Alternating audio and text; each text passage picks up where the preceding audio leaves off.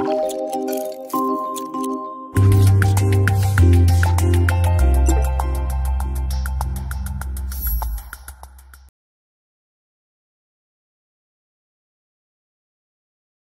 voilà, juste un peu le contexte de qu'est-ce qui nous a amené à faire ce PNDS. Donc comme vous savez, hein, c'est une maladie inflammatoire, auto-inflammatoire rare qui affecte les tissus osseux, qui touche essentiellement la population pédiatrique et avec un délai diagnostic moyen qui est de 1 an, donc qui est très long et pour lequel aujourd'hui il n'y a aucune AMM, pas de standardisation. Et donc c'était un peu l'idée de ce PNDS, c'était de se dire il faut sensibiliser d'abord la communauté au diagnostic de cette pathologie, standardiser comment on fait le diagnostic et la prise en charge, et puis essayer de renforcer la collaboration, puisqu'il y a plusieurs personnes qui peuvent être amenées à voir ces patients-là, et donc mieux se parler, mieux communiquer pour pouvoir les diagnostiquer. Donc c'était ça l'idée. Ça ne marche plus. Ah si. Et donc nous avions 5 objectifs. Donc le premier, donc c'était vraiment quand évoquer le diagnostic d'OCMR. Le deuxième, c'était savoir prescrire donc les examens utiles au diagnostic et utiles à l'exclusion des diagnostics différentiels. Quelles étaient les atteintes graves, on va dire, celles qui nécessitaient une prise en charge particulière. L'annonce du diagnostic, bien sûr, et présenter les différents aspects de la prise en charge et enfin les indications thérapeutiques. Et donc, on va voir ces points au fur et à mesure de la présentation. Donc, quand évoquer le diagnostic OCMR, on a retracé un peu ce que vous connaissez. Donc, c'est une maladie qui donne des douleurs osseuses inflammatoires, qui est le plus souvent multifocale, c'est-à-dire qu'en moyenne, les patients se plaignent de 2 lésions osseuses. Qui sont des douleurs qui sont récurrentes. Ça touche essentiellement l'enfant et notamment l'adolescente, hein, plus souvent la fille que le garçon, vers l'âge de 10 ans, avec un terrain particulier, parce que souvent, dans 50% des cas, on retrouve des antécédents de maladies auto-immunes dans la famille. Et les os les plus atteints sont donc les os longs, la colonne vertébrale au niveau thoracique et la clavicule. On a rappelé aussi qu'il y avait des manifestations extra-articulaires qui étaient très fréquemment associées à ces atteintes osseuses, vous voyez 50 à 60%.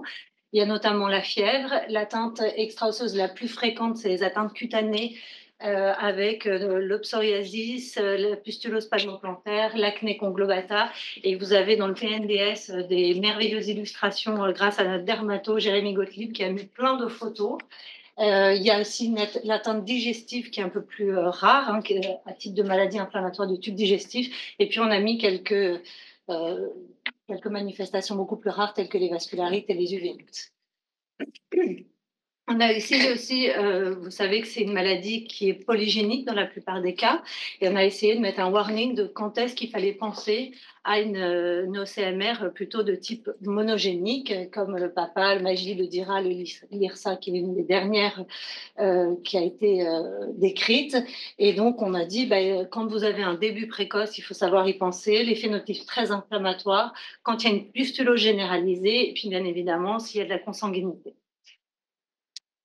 Ensuite, le deuxième objectif, c'était les prescriptions des examens utiles au diagnostic, donc biologique, imagerie et la place de la biopsie. Donc la biologie, on a défini un premier bilan à faire de débrouillage, qui est essentiellement donc la NUM, la CRP et le bilan métabolique. Et c'est essentiellement pour exclure des diagnostics différentiels, puisqu'on peut retrouver un syndrome inflammatoire, mais ce n'est pas toujours là, et c'est surtout pour exclure tous les diagnostics différentiels. La place de l'imagerie, elle est essentielle. C'est un diagnostic qui est radiologique. Et on a voulu rappeler 2 grandes choses dans ce PNDS. La place de la radiographie standard, qui est trop souvent oubliée et qui peut être normale, mais en fait qui peut se manifester par des lésions lithiques, des lésions condensantes, un peu de mix entre la lyse et la condensation, des élargissements du cartilage de croissance, et donc il faut les connaître parce que souvent, quand on a un patient qui se plaint d'une douleur osseuse, on commence normalement, théoriquement, par faire une radiographie centrée sur la lésion, et donc ça peut nous apporter des informations. Et puis, rappeler que l'IRM corps entier, c'est le gold standard pour faire le diagnostic. Et donc, on a rappelé quels étaient les éléments qu'on voyait sur l'IRM. D'abord, cette atteinte multifocale qui fait le diagnostic, puisque À l'IRM, on sait que les patients ont en moyenne 5 lésions sur l'IRM, bien qu'ils n'en aient que 2 qui soient symptomatiques cliniquement. On a un hyposignal T1, un hyper T2 avec un œdème osseux. On peut avoir une réaction périostée, on peut avoir une atteinte des tissus mous. Et puis, surtout, ce qui est très important, c'est la topographie de la lésion. C'est une atteinte qui est métaphyso-épiphysaire. Il peut y avoir une atteinte des corps vertébraux et du bassin. Et donc, l'IRM est là pour le diagnostic, mais vous verrez aussi après pour le suivi. Et donc, on a rappelé aussi ces équivalents métaphysaires, parce qu'on avait dit que ça atteint la métaphyse, qui sont le cartilage en Y, qui est cette petite... Au-dessus, ça marche pas. C'est au-dessus. J'ose pas faire de bêtises. Bon. Qui est cette partie-là, là, le petit cartilage qu'on voit. Les crêtes iliaques, les branches ischio-pubiennes et puis parfois les côtes, et donc qui sont atteints dans l'OCMR et qu'il faut rechercher. C'est dans l'autre sens. Hop. Et puis enfin, c'était la place de la biopsie. Et ça, c'était super important pour nous parce qu'il y a trop de biopsies qui sont faites. Alors bien sûr, elles restent utiles quand on a un doute parce que c'est un diagnostic d'exclusion. Donc la biopsie a toujours sa place, mais il faut vraiment savoir peut-être discuter avant de faire une biopsie osseuse qui est très invasif avec des collègues qui connaissent bien parce qu'en fait, il y a plein de patients qui pourraient ne plus avoir de biopsie. On a rappelé les critères clinico-radiologiques que je ne vais pas vous citer là, qui sont pas top, mais ils sont là, donc on les a mis, ils doivent être présents. Et puis, on a mis une liste de diagnostics différentiels, c'est très nombreux. Et là aussi, on a Sandrine Chilot, qui est notre radiologue, qui vous a fait une iconographie extraordinaire pour vous montrer les lésions différentes, que ce soit sur radiographie, sur IRM et parfois sur scanner. Alors, maintenant, pour vous réveiller un petit peu, et qu'on a parlé beaucoup d'imagerie, quelle image pour vous correspond à une OCMR? Et c'est là où il faut voter. Et pour ceux qui ne sont pas connectés, donc il y a manti.com et le code au-dessus de la diapo. Et vous pouvez noter. Vous pouvez sélectionner. Et on ne triche pas sur les voisins parce qu'ils peuvent avoir tort.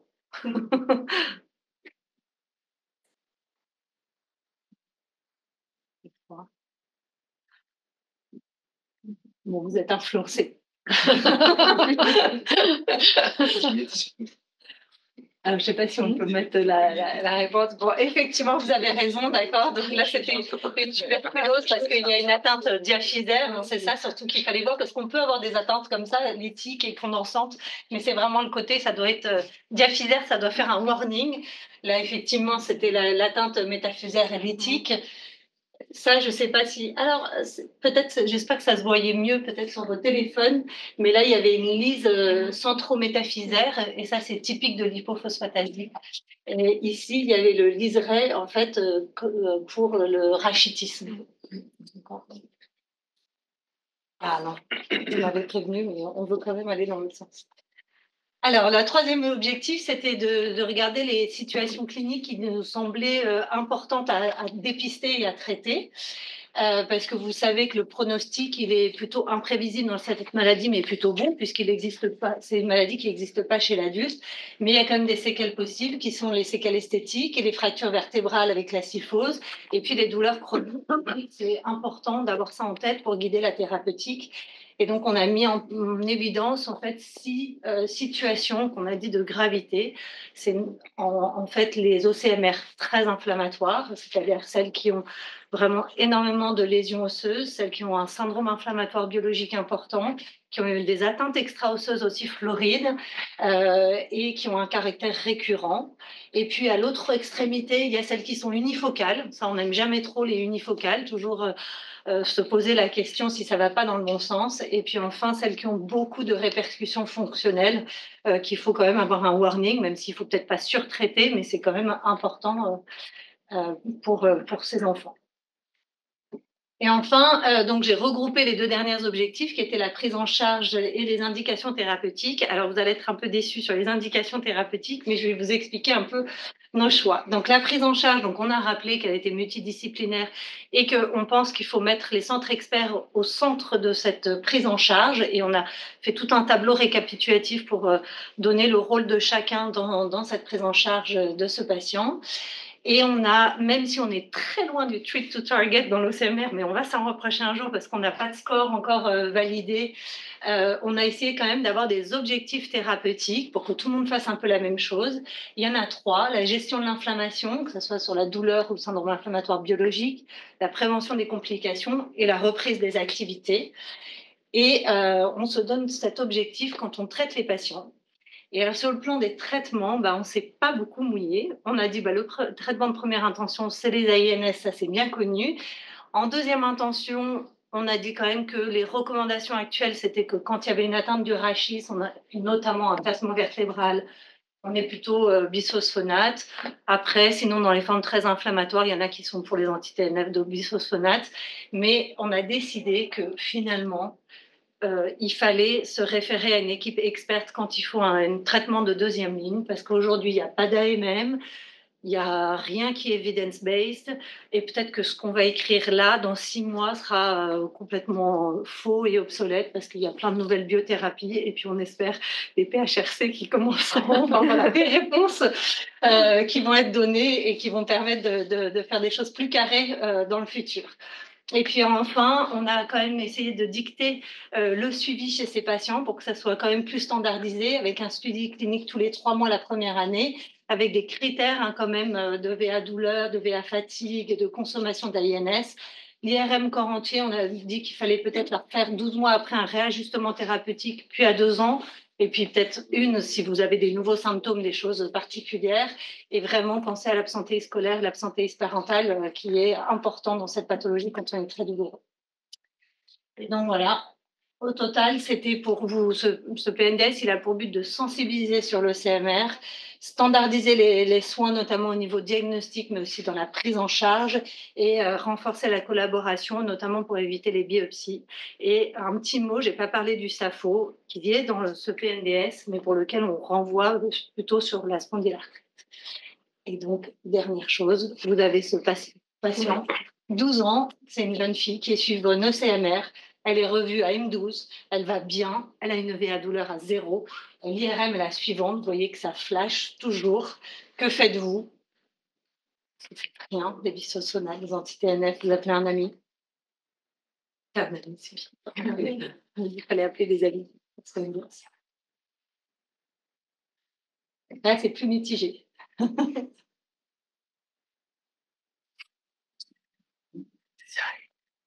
C'est plus mitigé. Mais effectivement, vous pouvez faire appel à un ami.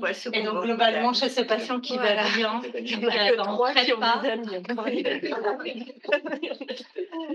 globalement, c'est vrai qu'on dit qu'on ne traite pas une IRM. Et vous voyez, c'est pour vous dire que ce n'est pas facile. On dit ça aujourd'hui, peut-être qu'on dira autre chose plus tard.